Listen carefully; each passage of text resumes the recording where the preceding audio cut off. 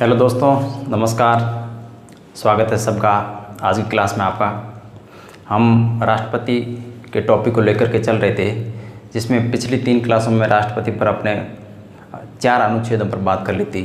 आज हम बात करेंगे अनुच्छेद 55, 56, 57, 58 जो भी अपने इस क्लास में संभव हो सकेगा उन पर अपन बात करेंगे।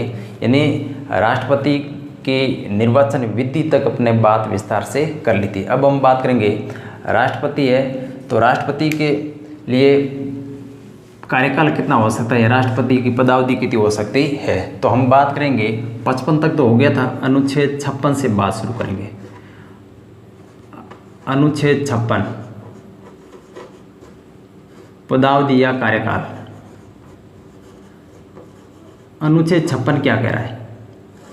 यानी राष्ट्रपति है, एक व्यक्ति जब राष्ट्रपति बन जाता है तो राष्ट्रपति अपने पद ग्रहण करने की तिथि से 5 वर्ष तक अपने पद पर बना रहता है। ये कहता है अनुच्छेद 55। यानी राष्ट्रपति पद ग्रहण करने की तिथि से 5 वर्ष तक। एक तो बात है ये।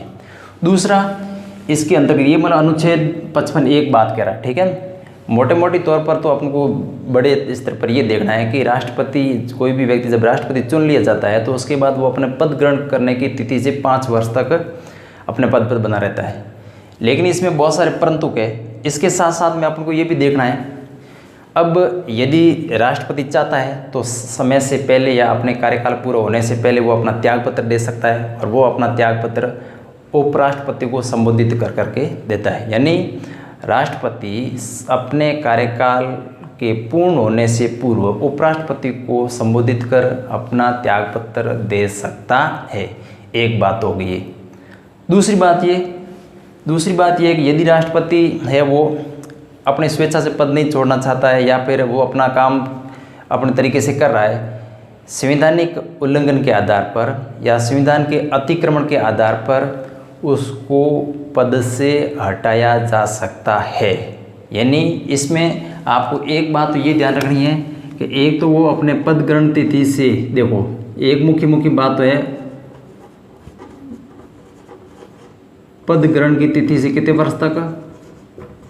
5 वर्ष तक, पहली चीज। दूसरा, इसमें पहली बात ये है कि वो त्यागपत्र पहले दे सकता है। समय से पूर्व त्यागपत्र किसको संबोधित करेगा? उपराष्ट्रपति को संबोधित करके वो अपना त्यागपत्र दे सकता है। तो एक बात आपको ये भी याद रखनी है। तीसरी बात इसमें आपको ये याद रखनी है कि संविधान के उल्लंघन पर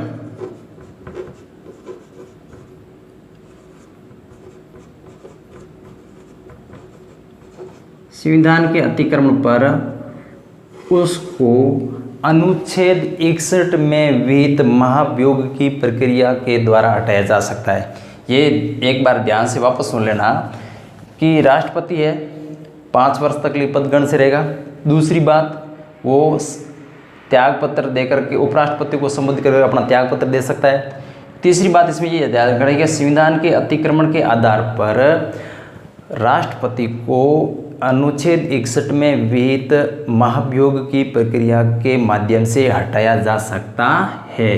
ठीक है ना, अतिक्रमण के आधार पर उसको हटाया जा सकता है। और कौन सी बात है? अनुच्छेद 61 में विहित प्रक्रिया, और अनुच्छेद 61 में प्रक्रिया दे रखी है महाभियोग की प्रक्रिया। यानी राष्ट्रपति को महाभियोग की प्रक्रिया से किस प्रकार से हटाया जाएगा, वो प्रक्रिया है, उस प्रक्रिया का उल्लेख किया गया है अनुच्छेद 61 में। 3 बातें हो गई। इसमें दोस्तों एक और बात याद रखनी है।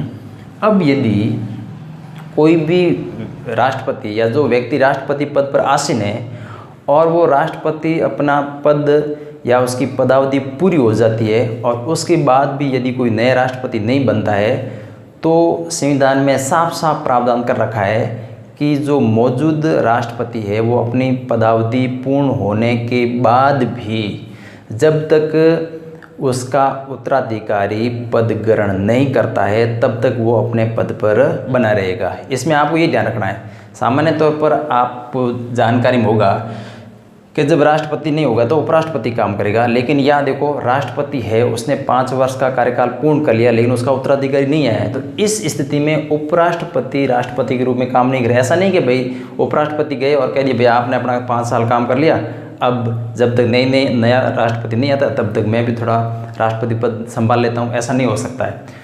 उसमें साफ साफ शब्दों में जब तक नया उत्तराधिकारी उसका पद ग्रहण नहीं करता है तब तक वो अपना पद पर बना रहेगा। तो इसको अपना ऐसे भी लिख सकते हो,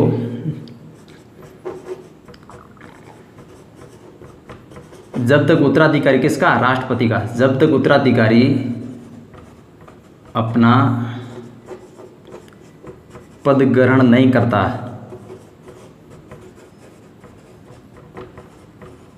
तब तक मौजूद जो भी राष्ट्रपति है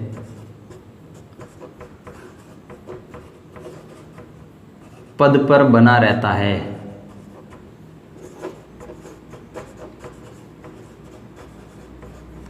देखो विद्यार्थियों, इस अनुच्छेद में आपको मोटे तौर पर अपन ये देखना, अपने बात की अनुच्छेद 56, ठीक है, इसके बहुत सारे क्लॉज है, उसमें यदि आप उलझ जाओगे तो फिर ये याद नहीं होगा। मोटे तौर पर शुरुआत में आपको यही देखना है, ठीक है।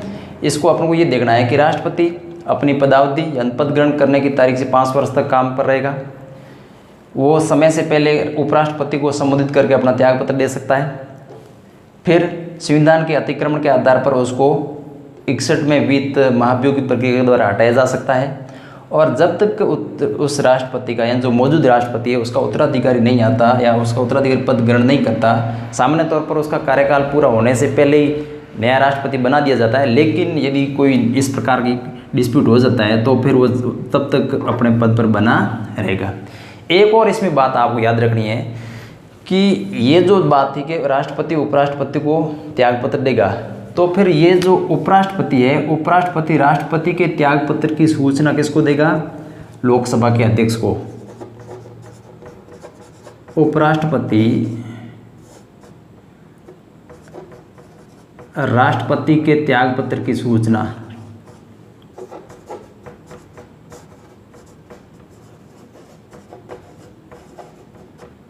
किसको देगा, लोकसभा के अध्यक्ष को। बस इसमें आप इतना याद कर लो, इससे बाहर कोई टॉपिक बेसिक आधारभूत जो बातें होगी वो आपके पूर्ण हो जाएगी। तो ये हो गया राष्ट्रपति से संबंधित आपके अनुच्छेद 56, ठीक है। अब हम बात करेंगे अनुच्छेद 57 पर। अनुच्छेद 57 है वो बिल्कुल छोटा से एक लाइन में है, इसको अपन यही बात कर लेंगे, फिर अपना स्पेस भी बच जाएगा। आर्टिकल 57 ये क्या कह रहा है भाई, कोई भी व्यक्ति है जो राष्ट्रपति है वो पुनर्निर्वाचन के लिए योग्य है या फिर नहीं है, तो जो है वो पुनर्निर्वाचन के लिए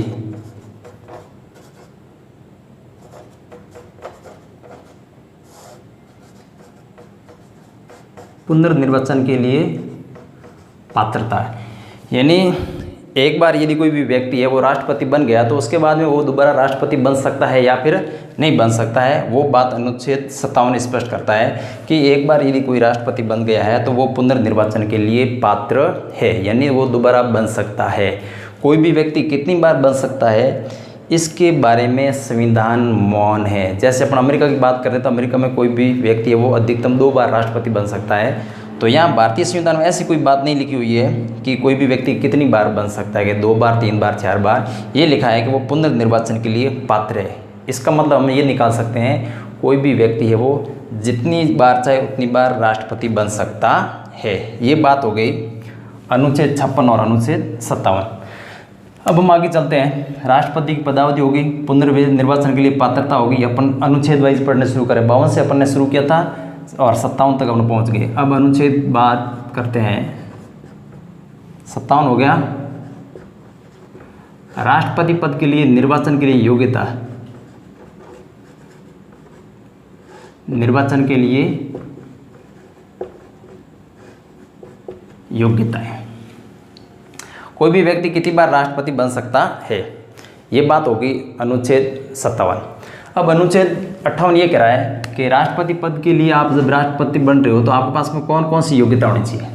तो पहली बात तो ये है कि एक तो आप भारत के क्या होने चाहिए, नागरिक, ये थोड़ा सरल है, बाकी आगे और बात करेंगे।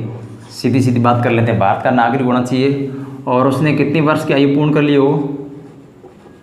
35 वर्ष की आयु पूर्ण कर ली हो।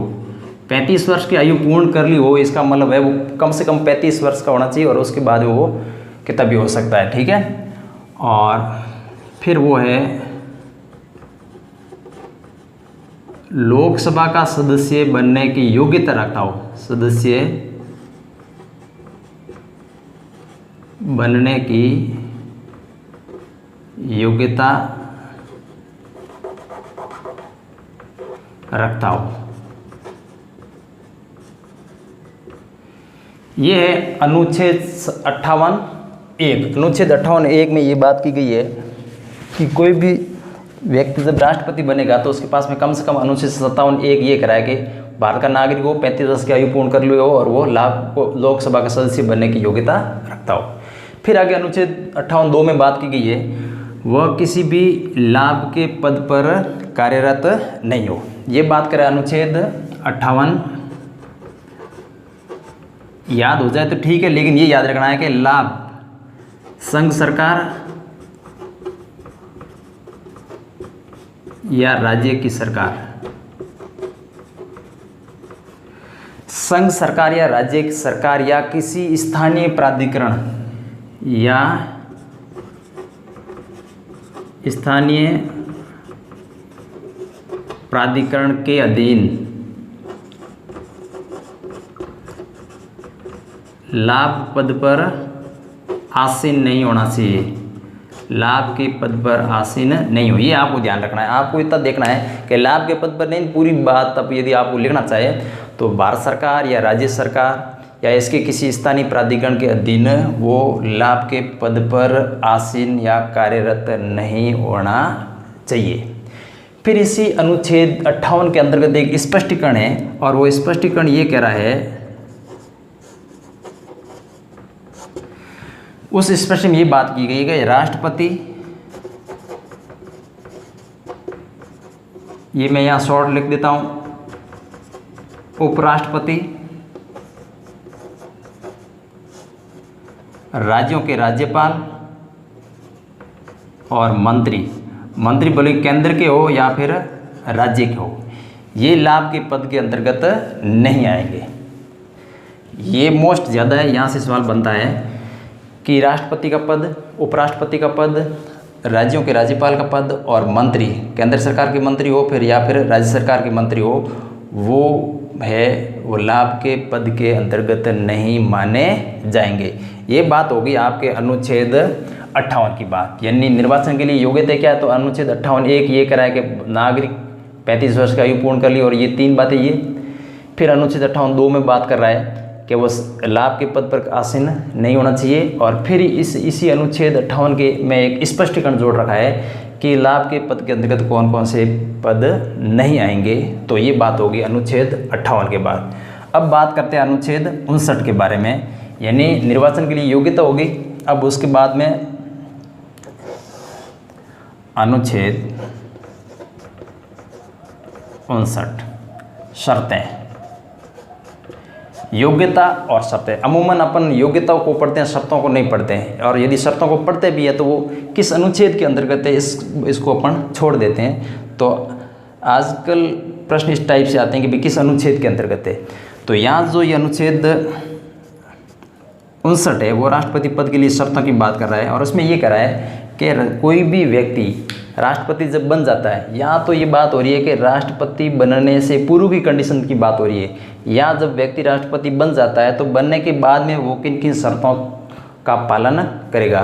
तो एक तो वो संसद, यहाँ मैं शॉर्ट लिख रहा हूँ और बाकी मैं व्याख्या करके समझा दूंगा।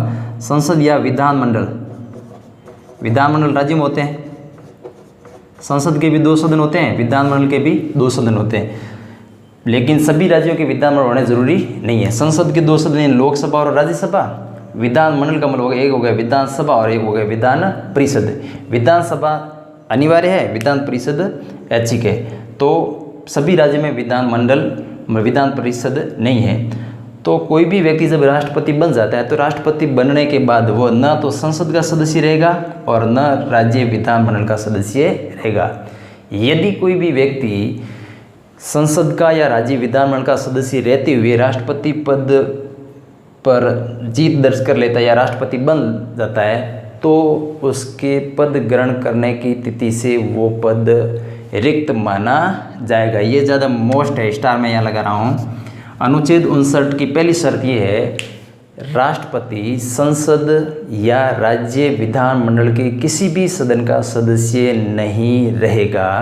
यदि वो सदस्य रहते हुए राष्ट्रपति बन जाता है तो फिर वो राष्ट्रपति पद जिस तारीख को ग्रहण करेगा उस तारीख से उसकी सदस्यता समाप्त हो जाएगी। संसद की है तो संसद की समाप्त मान ली जाएगी और विधानमंडल की है तो विधानमंडल की मान ली जाएगी। जिस भी सदन का वो सदस्य है तो जैसे ही वो राष्ट्रपति पद ग्रहण करेगा उसकी वो सदस्यता क्या हो जाएगी, समाप्त मान ली जाएगी। तो ये तो बात हो गई संसद और विधानमंडल का सदस्य नहीं रहेगा। दूसरी बात आपको यहाँ इससे मिली जुली मिलेगी। यहाँ देखो अनुच्छेद 58(2) में बात की गई वो लाभ के पद पर आसीन नहीं हो, और यहाँ अनुच्छेद 59(2) ये कह रहा है कि वो लाभ का पद कोई, मैं यहाँ शॉर्ट लिख रहा हूँ, बोर्ड में शॉर्ट कमी है, लाभ का पद धारण नहीं करेगा, ये ध्यान रखना। यहाँ बात हो रही है कि लाभ के पद पर आसीन होना नहीं चाहिए, लाभ के पद धारण किया हुआ होना नहीं चाहिए। इसमें ये कह रहा है कि आप राष्ट्रपति बन गए हो तो राष्ट्रपति बनने के बाद में और किसी लाभ के पद को आप ग्रहण नहीं करेंगे। तो ये है राष्ट्रपति बनने के बाद आप किसी लाभ के पद को ग्रहण नहीं करेंगे। ठीक है, तो ये हो गया आपके अनुच्छेद 59 की दो मुख्य शर्तें कि संसद और विधानमंडल का सदस्य आप नहीं रहेंगे। यदि आप रहोगे तो जब से आप पद प्राप्त करेंगे उसके बाद में वो समाप्त हो जाएगा। लाभ का पद धारण आप नहीं करेंगे। फिर यहाँ आनी रात में आपको यहाँ लिख देता हूँ, अनुच्छेद 59 की बातें हैं, इसको मैं यहाँ लाइन खींच देता हूँ। वो जो भी सदस्य राष्ट्रपति है वो शासकीय आवास का प्रयोग करेगा। अनुच्छेद 59 की बात हो रही है, AR 59 तीसरी बात हो रही है। ठीक है, इसमें शासकीय आवास, जो भी राष्ट्रपति होगा वो बिना किराए के शासकीय आवास का प्रयोग करेगा और उसके साथ साथ में संसद के द्वारा समय समय पर जो भी उपलब्धियां, परिलब्धियां या भत्ते देगी उसका वो प्रयोग करेगा। कौन करेगा? राष्ट्रपति। और इसमें चौथी बात ये है कि जब तक वो पद पर है तब तक उसके लाभ भत्तों से संबंधित किसी भी प्रकार की कोई कटौतियाँ नहीं रहेगी। जब तक पदासीन है तब तक कोई कटौती नहीं। किस में कटौती नहीं? उसकी सेवा शर्तों में किसी भी प्रकार की कोई कटौती नहीं। कटौती है सेवा शर्तें। ये बात हो रही है अनुच्छेद 59 में। चार बातें होगी अनुच्छेद 59 में, चार शर्तें। न संसद का सदस्य रहेगा, न विधानमंडल का सदस्य रहेगा। यदि रहेगा तो लाभ के पद, यदि रहेगा तो जैसे ही राष्ट्रपति पद ग्रहण करेगा तब वो उसका पद समाप्त हो जाएगा। वो कोई लाभ का पद धारण नहीं करेगा, ये भी इसकी शर्त है। वो बिना किराए के शासकीय आवास का प्रयोग करेगा। उसके साथ साथ में समय समय पर संसद जब भी कोई उसके लिए परिलब्ध या वेतन भत्ते वगैरह कोई सुविधाएं देती है उसका वो उपभोग करेगा। और जब तक वो पद पर है यानी राष्ट्रपति पद पर है तब तक उसके सेवा शर्तों में किसी भी प्रकार की कोई कटौती नहीं की जाएगी। तो साथियों ये तो था अनुच्छेद 59। अब बात करते हैं अनुच्छेद 60 पर। सामान्य तौर पर साथियों अपन यहाँ तक पढ़ के अपन छोड़ देते हैं कि अनुच्छेद 60 राष्ट्रपति के शपथ से संबंधित है। और इससे यदि अपन ज़्यादा आगे बढ़ते हैं तो कहते हैं राष्ट्रपति को शपथ कौन दिलाएगा। इसमें अपन को तीन बातें देखनी है कि राष्ट्रपति शपथ कौन से अनुच्छेद में, तो अनुच्छेद 60। राष्ट्रपति को शपथ कौन दिलाता है, तो सर्वोच्च न्यायालय का मुख्य न्यायाधीश। यदि सर्वोच्च न्यायालय का मुख्य न्यायाधीश नहीं है तो जो भी ज्येष्ठ या वरिष्ठ न्यायाधीश होगा वो दिलवाएगा। फिर तीसरी जो महत्वपूर्ण बात इसमें आ रही है वो है कि राष्ट्रपति किस बात की शपथ लेता है। ठीक है, तो राष्ट्रपति के लिए एक तो ये देखो शपथ दिलाता है सुप्रीम कोर्ट का चीफ जस्टिस, ठीक है ना। सुप्रीम कोर्ट SC यानी सुप्रीम कोर्ट और CJ यानी चीफ जस्टिस, और यदि वो नहीं है तो जो भी वरिष्ठतम न्यायाधीश होगा वो दिलाएगा, ठीक है। इसके बाद यदि ये नहीं है तो वरिष्ठतम जो भी न्यायाधीश होगा वो। दूसरा, राष्ट्रपति किस बात की शपथ लेता है, तो उसमें अपन को ये देखना है कि राष्ट्रपति है वो एक तो पद के कर्तव्य,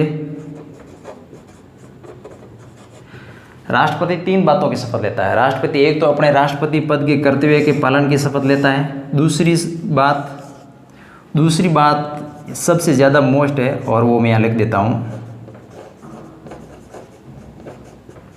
संविधान और विधि के प्रतिरक्षण, संरक्षण व परिरक्षण। संविधान और विधि के प्रतिरक्षण, संरक्षण और परिरक्षण की शपथ लेता है। ये ध्यान रखना है, राष्ट्रपति और राज्यपाल होता है वो संविधान के और विधि के प्रतिरक्षण, संरक्षण और परिरक्षण की शपथ लेता है। और तीसरी बात है जनता की सेवा और कल्याण। तो साथियों ये ज़्यादा मोस्ट है कि राष्ट्रपति किस बात की शपथ लेता है, तो इसमें आपको 3 बातें देखनी है कि अपने पद की कर्तव्य की, राष्ट्रपति पद की कर्तव्य की शपथ लेता है। दूसरी बात वो संविधान और विधि की, ऐसे आ सकते हैं कि निम्नलिखित में ऐसे राष्ट्रपति के शपथ लेने से संबंध में कौन सा कथन गलत है, कि वो राष्ट्रपति अपने पद के कर्तव्य की शपथ लेता है, संविधान के रक्षण की शपथ लेता है, विधि के रक्षण की शपथ लेता है, या फिर संविधान और विधि के प्रतिरक्षण, संरक्षण और परिरक्षण की शपथ लेता है, और जनता की सेवा और कल्याण की शपथ लेता है। इस प्रकार का कथन आ सकता है। तो आजकल ये सवाल आना बंद हो गया कि राष्ट्रपति को शपथ कौन से अनुच्छेद में शपथ कौन दिलाते हैं। सवाल ये आएगा कि राष्ट्रपति किस बात की शपथ लेता है, और ये शब्द एज ए जो बैरेक्ट की भाषा है वो आपको मैं बता रहा हूँ कि राष्ट्रपति संविधान, आपको दोनों बात रखनी है, संविधान और विधि के प्रतिरक्षण, संरक्षण व परीक्षण की शपथ लेता है, जनता की सेवा और कल्याण की शपथ लेता है। ये तो बात होगी कौन से अनुच्छेद 60। अब हम साथियों बात करेंगे अनुच्छेद 61 के बारे में।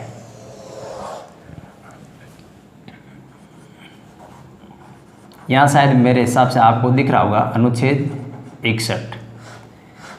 इस अनुच्छेद 61 की चर्चा अपन ने की थी कौन से अनुच्छेद में, अनुच्छेद 56(2) में की थी, 56(2) में। ये मतलब इसमें सब क्लोज मैंने आपको बताई नहीं थी क्योंकि बहुत सारे आप डीप में और ज़्यादा चले जाएंगे तो ये बातें आपको याद नहीं रहेगी। पहले आप बेसिक से जब बात याद कर लोगे तो फिर याद आएगा अनुच्छेद 56(1) क्या है, 56(1) के अंदर क ख ग 3 है, फिर 56(2) क्या है, ठीक है। ये सब जैसे 56(1) फिर ये क ख, ठीक है, इस टाइप से है। तो वो बातें बहुत गहराई की बातें हैं तो उसमें आप फिलहाल आप ना पढ़ें। तो अनुच्छेद 56(2) के अंदर के एक बात लिखी हुई थी कि भाई राष्ट्रपति जो अपने संविधान के अतिक्रमण करेगा तो उसको अनुच्छेद 61 में विधि प्रक्रिया के अनुसार हटाया जा सकता है। तो मतलब कहने का मतलब ये है कि ये अनुच्छेद 61 को एक शब्द में आप याद करें तो महाभियोग की प्रक्रिया,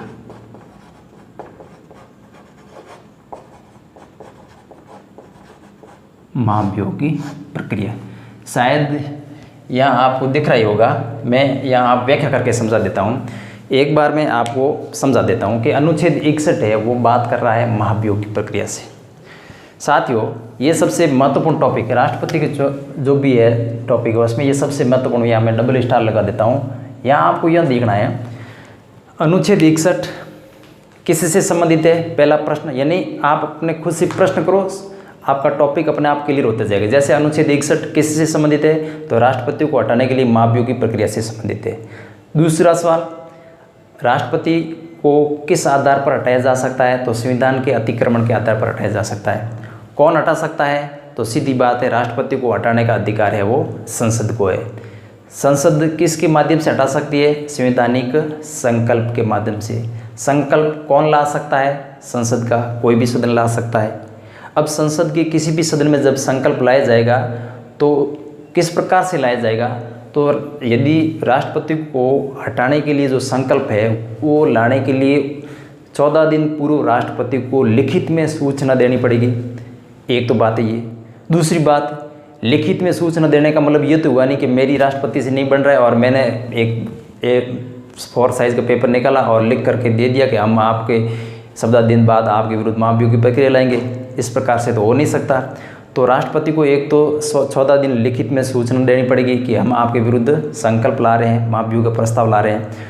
और जो संकल्प राष्ट्रपति को जो लिखित में सूचना देंगे, उस सूचना पर जिस सदन के द्वारा वो संकल्प लाया जा रहा है उस सदन के 1/4 यानी 1/4 सदस्यों के उस पर हस्ताक्षर होने जरूरी है। ये ध्यान रखना। 2 बात ध्यान रखनी है। एक तो संकल्प लाने से पूर्व 14 दिन राष्ट्रपति को लिखित में सूचना देनी है। जो भी सदन ये ला रहा है उस सदन के 1/4 सदस्य 1/4 सदस्यों का उस पर हस्ताक्षर होना चाहिए। ये मतलब राष्ट्रपति को न्योता दे दिया कि हम आपको हटाएंगे, अब आप चाहो तो अपना पक्ष रखने के लिए आ सकते हो, नहीं तो हम तो लाने वाले ही है। फिर बात आ रही है जो भी सदन है, वो जो सदन अपने लेके आ रहा है वो सदन है वो 14 दिन के बाद में प्रस्ताव लाएगा। अपने प्रस्ताव लाने के बाद में उस पर मतदान किया जाएगा और वो मतदान है वो 2/3 बहुमत से, यानी सदन की कुल सदस्य संख्या के 2/3 बहुमत से यदि वो पारित हो जाता है तो फिर वो एक सदन से संकल्प पारित माना जाता है।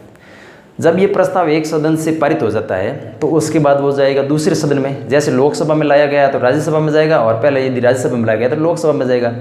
अब दूसरे सदन की यहाँ पर क्या भूमिका होती है? तो साथियों, दूसरे सदन में ये भूमिका रहती है कि दूसरा सदन प्रथम सदन ने जो आरोप लगाए हैं उस आरोपों की जांच करेगा कि वास्तव में वो आरोप सही है। खुद जांच करेगा या फिर जांच करवाएगा, ठीक है। और फिर ये जांच में ये साबित हो जाता है कि जो राष्ट्रपति पर आरोप लगाए गए हैं संविधान के अतिक्रमण से संबंधित वो आरोप सही है, तो फिर दूसरे सदन के अंदर एक तो राष्ट्रपति है वो खुद अपना पक्ष रख सकता है या फिर अपने प्रतिनिधि के माध्यम से पक्ष रख सकता है, क्योंकि उसको पहले अपने सूचना दी है। तो राष्ट्रपति द्वितीय सदन में अपना पक्ष रखेगा, स्वयं आकर के रख सकता है, और या फिर वो अपना प्रतिनिधि भेज सकता है।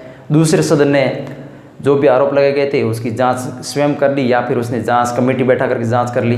जांच में पाया गया कि ये जो भी राष्ट्रपति पर जो आरोप लगाए गए वो बिल्कुल सही है, तो फिर उसके बाद द्वितीय सदन में मतदान होगा।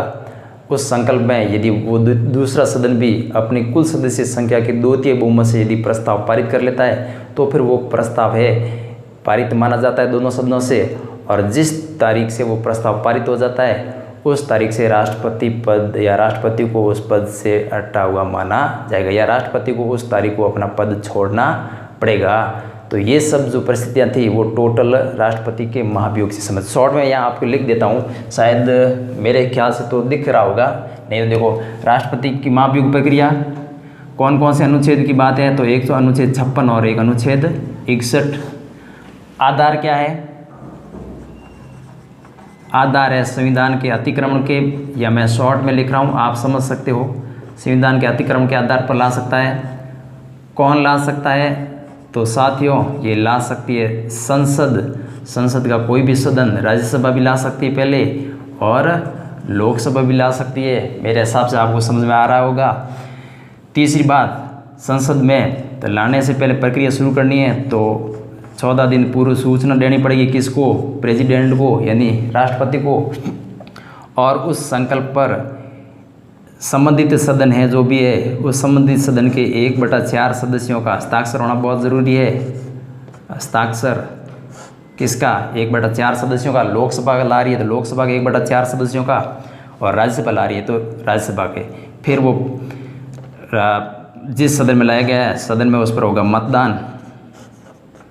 प्रथम सदन में होगा मतदान कुल सदस्य संख्या के 2/3 बहुमत से पारित होना चाहिए। और फिर वो जाएगा दूसरे सदन में होगी क्या? जांच होगी एक तो, और दूसरा राष्ट्रपति अपना पक्ष रख सकता है।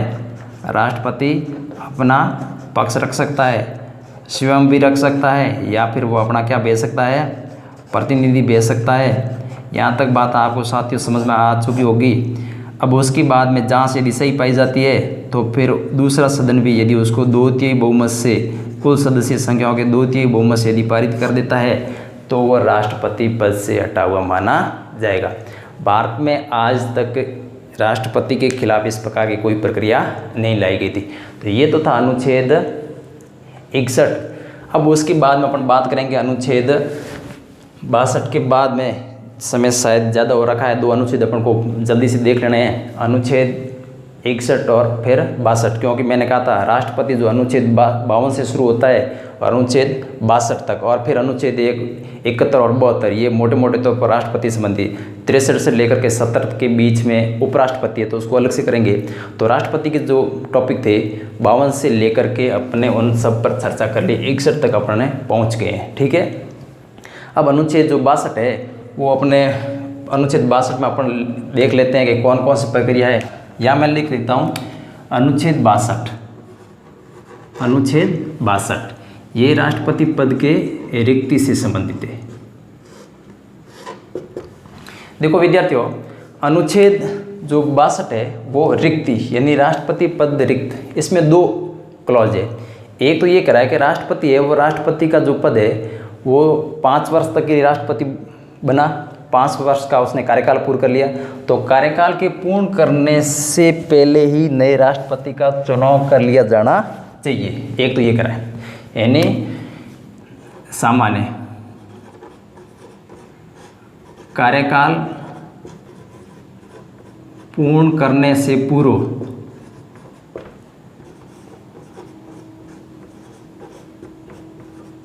निर्वाचन। जैसे माना कि राष्ट्रपति बने, जैसे 2020 में राष्ट्रपति बने और 2025 में उसका कार्यकाल पूरा होना है, तो 2025 में कार्यकाल पूरा होने से पहले ही राष्ट्रपति को चुन लिया जाना चाहिए। एक कंडीशन थी।